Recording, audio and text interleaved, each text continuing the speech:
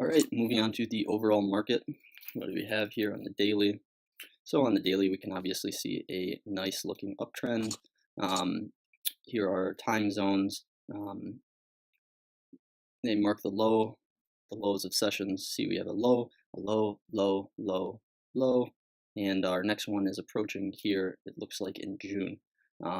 So this is the pattern that I'm currently seeing play out, and I think that we might have a confirmed breakout just because of the 3-day rule, which the 3-day rule basically states that if a price can break out and hold that level for 3 days, it's a confirmed breakout, and I think it's been 3 days at this point. So what I'm seeing here is this ascending triangle, which is usually a bullish pattern. We have it coming up, touching, come up, touch, move up, hit the top of our channel, establish the top of our channel, and we come down, set in our A, B, C, D, E.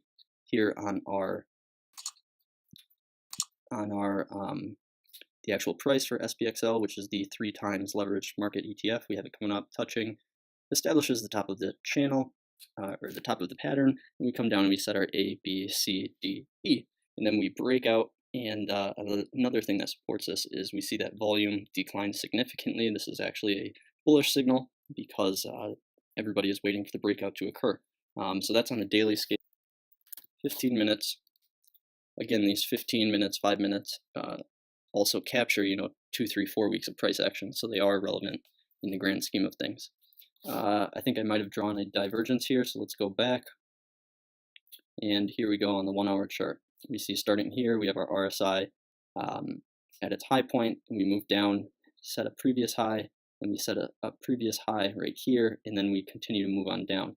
Now this is a divergence with the actual price action.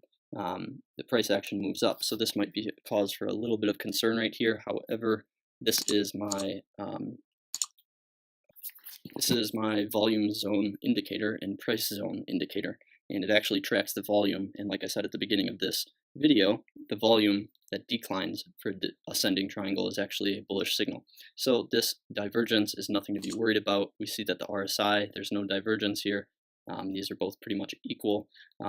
An example of a divergence that would have set me off, they usually occur in the RSI, and for example, one of them would have been like this.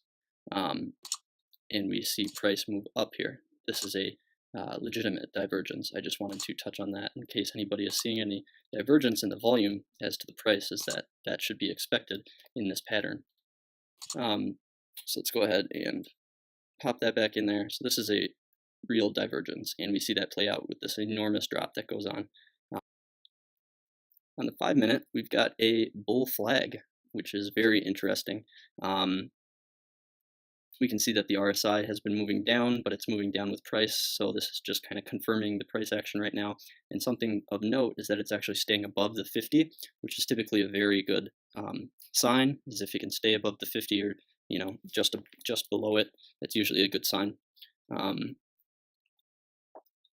So as for my predictions as to what to expect for the coming days and weeks, let's go back out to the 2-hour and look at my example chart again. So we have our breakout, and then we're supposed to technically have a pullback of some sorts before we run out higher and break out further.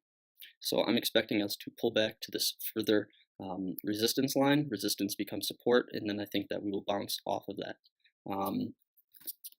Another reason that I think that comes back to, let's see what the hour chart is looking like.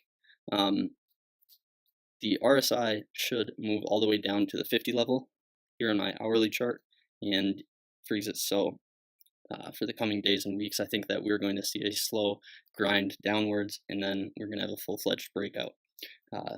It'd be nice if we just dropped tomorrow and shot up the next day, kind of like back here on Wednesday. But I have a feeling that we're not going to do that. However, in the market for the coming days, I am kind of bearish on the market for a short-term. Long-term perspective to medium-term perspective, I think I've already said it, I am bullish. Short-term, I am bearish. I think that this is what we saw today, and I think that tomorrow we're probably going to dump back down here, maybe move up, and just continue this consolidating zone. All right, so that is the market. Let's go on to bonds.